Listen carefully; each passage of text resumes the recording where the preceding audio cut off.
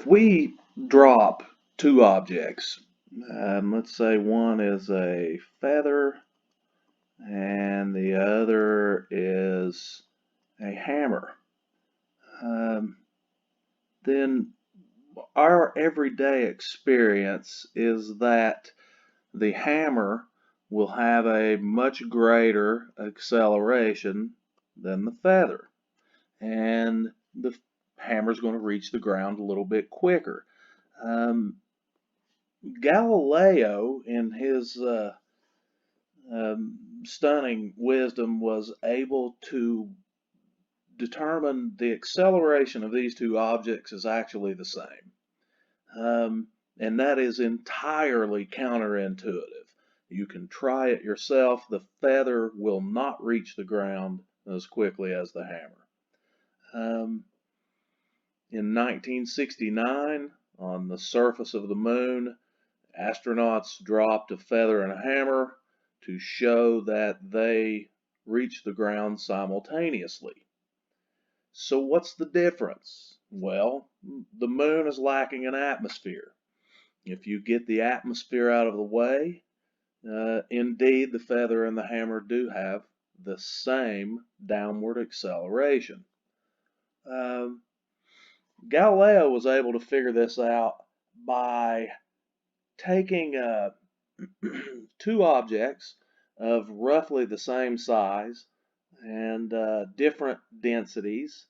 And so the denser object is heavier, and the less dense object of the same volume was lighter. And yet they have the same volume, the same surface area. So when they are released, the resistance from the atmosphere is the same on both objects. And with that same resistance, these objects reach the ground at approximately the same time, despite the fact that the object on the left is heavier. So Galileo was able to determine that objects that are allowed to fall freely have the same acceleration downward. Now, the astronauts knew that was going to happen, or they most certainly never would have made it to the moon. But it was an entertaining demonstration for the folks back home. But what we know is, in the absence of an atmosphere, free fall acceleration is the same for all objects. With an atmosphere, as an object falls and it gains velocity, it also experiences an increased air resistance from the atmosphere. And so the acceleration of a falling object in the atmosphere is not uniform. The faster it goes, the greater the air resistance, until eventually a falling object no longer accelerates as it falls. It reaches a point as it's falling where the gravity pulling it downward is balanced by the air resistance. And so it falls at a constant rate, what we would call terminal velocity.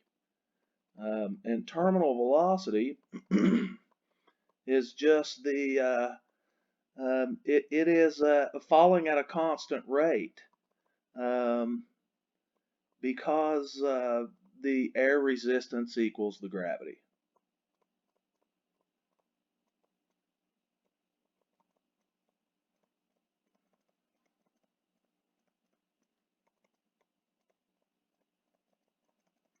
And so it no longer accelerates. If you jump out of an aircraft in skydiving, you will accelerate toward the center of the earth, but as you speed up and go faster and faster and faster, that acceleration decreases until eventually it is zero, and then you fall at a constant rate, and that is terminal velocity. Point of interest, if you're a human being, and I think most of you are, your terminal velocity is somewhere in the ballpark of 120 miles per hour. So, but in our class, because we want to deal with uniform acceleration, there is no atmosphere, no atmospheric effects,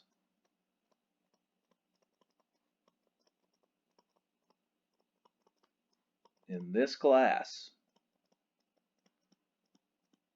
Yes, you can rest easy. There really is an atmosphere. We're going to pretend that there is not an atmosphere so that we can learn the basics of how objects move.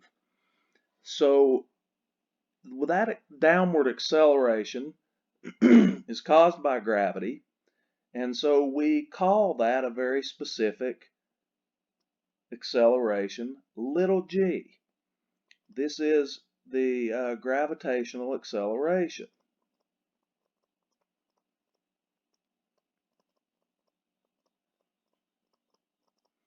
And later on, we'll see that this has more to do with the mass of the Earth than it does the falling objects. On Earth,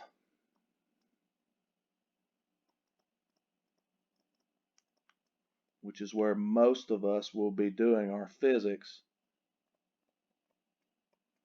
it has a value of approximately 9.8 meters per second squared, and that is toward the center of the Earth. So acceleration is a vector.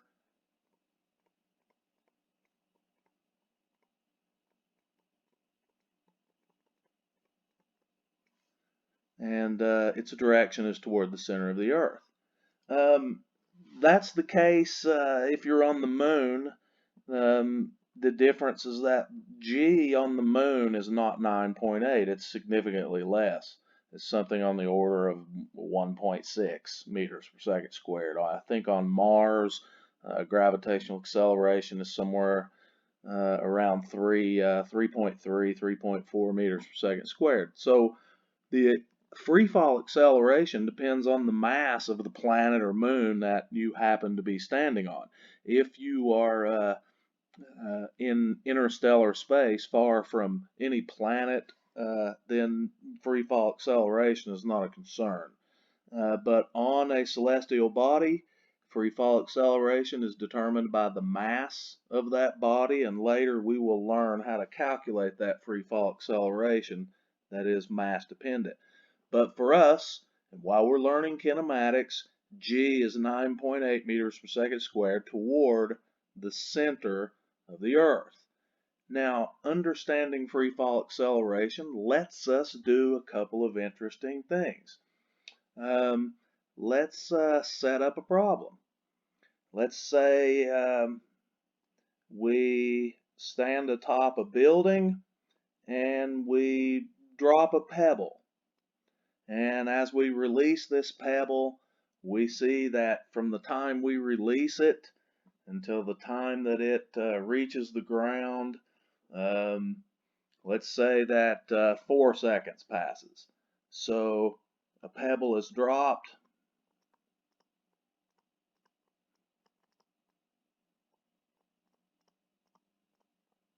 and falls for 4 seconds.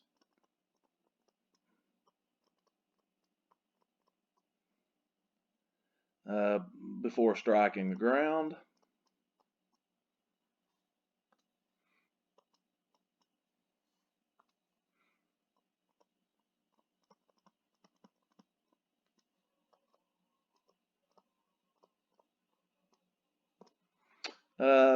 Let's figure out the height of the building. So this is our displacement. I'm going to label it Y since we're vertical now instead of horizontal, but it's still displacement, the same displacement you know and love. So interesting kinematic. Let's solve this thing. So to figure out how high the building is, we've dropped this pebble. It falls for 4 seconds. How tall is the building? That's enough information to figure it out because it is in free fall. So we know that its initial velocity is 0 meters per second. Try it and see. Hold out your arm and drop a pebble. It will start from rest and accelerate downward. V, we obviously don't know. How fast is it moving when it reaches the ground? The acceleration is free fall acceleration of G. That's downward. And it looks to me like, guys, a good coordinate system to use for this is positive y is up and negative y is down. That seems rather familiar. So this is in the negative direction at 9.8 meters per second squared. And we know that it falls for 4 seconds. And y is what we want to solve for. This will give us the height of the building. So our equations, if we remember these,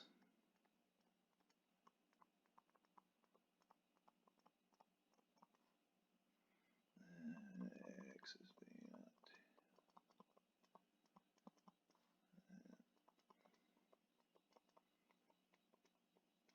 Okay, we want to solve for our displacement y. That's the same thing as x, guys. So this second equation, for instance, could be v squared is v naught squared plus 2ay. It doesn't matter if you're labeling it x or y. I simply use x or y depending upon whether or not the motion is in the vertical dimension or the horizontal dimension. But we want to solve for this displacement. I think that the third equation, this quadratic, is going to work for us. Correct me if I'm wrong. We're solving for the displacement.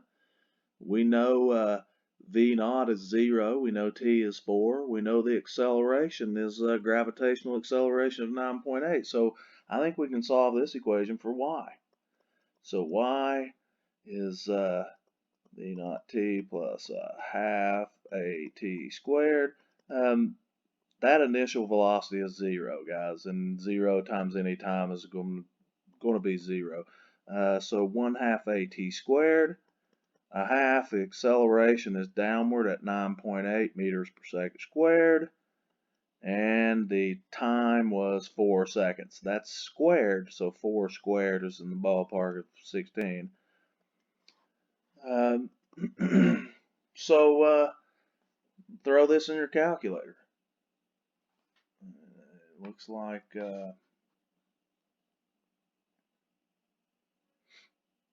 okay, so it looks like about 78.4, negative 78.4 meters. That's our displacement. So the reason that it's a negative, and I know the problem asked for, we wanted to know how tall the building is, but that displacement, if you start from the point of release, it is displaced in the negative direction, the same magnitude as the height of the building. So if the displacement is negative 78.4 meters, then the building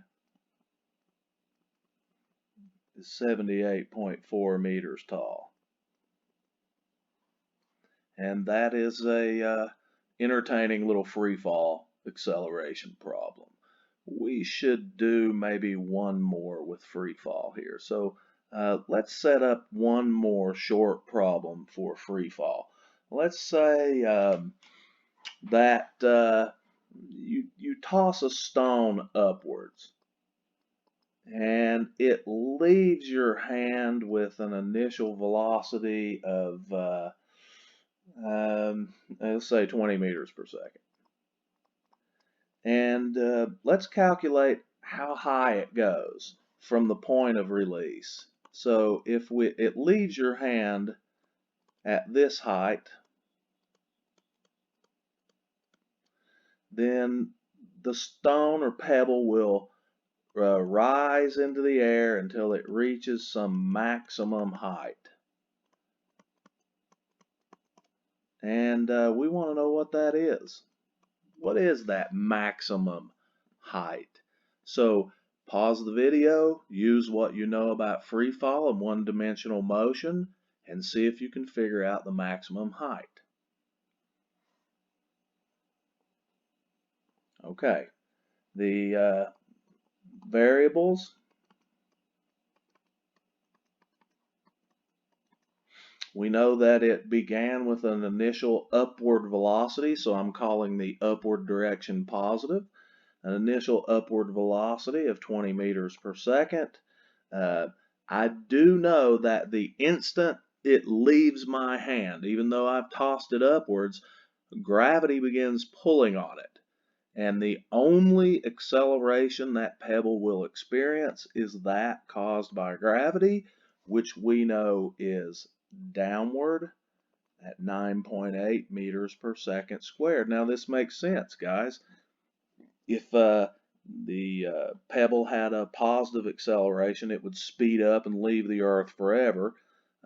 It does not. It has a negative acceleration, which causes it to slow down. We don't know t. Y is the variable we're solving for. So what else do we know? Well, we know the final velocity. You think about an object that has been tossed straight up into the air. It will slow down until it stops at its maximum height. It has to stop before it can reverse direction and fall back downwards. So at the point of maximum height, the velocity is 0 meters per second. So I think we have what we need now to solve for y. And without writing down all of those equations, it looks like v squared is v naught squared plus 2ay is going to work. Manipulating this equation to solve for y.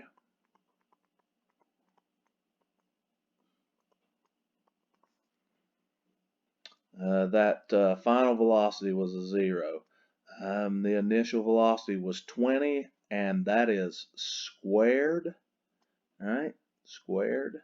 So 20 squared is somewhere in the ballpark of 400 over 2 times negative 9.8.